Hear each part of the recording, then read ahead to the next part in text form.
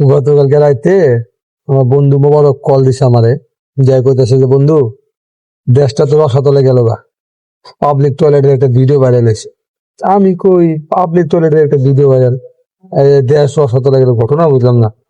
Public toilet তো বাংলাদেশের যে পরিস্থিতি, তাতে তো মনে করে টয়লেটে গেলে, প্রস্রাব করার লেগে গেলে দেখা যায় যে দম টম বন্ধ করে, নিঃশ্বাস বন্ধ করে প্রস্রাব করতে হয়, যে পরিস্থিতি বাংলাদেশের।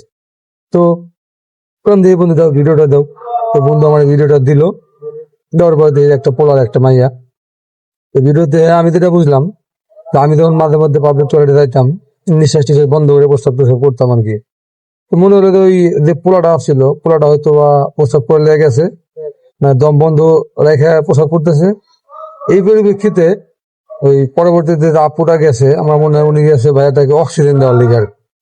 এখানে তো আমি খারাপ কোনো কিছু দেখলাম না, তাই বন্ধু দেখলাম বন্ধু এই ভালো একটা ভিডিও, তুমি বলতে দেশ রসাতলে গেল। আমি আসলে বিষয়টা বুঝলাম না, কিন্তু ভালো কিছু করতেছে। একটা পোলা অক্সিজেনের অভাবে মরে যাওয়ার মতো পরিস্থিতি, তার অক্সিজেন দিতেছে। It's normal, it's normal.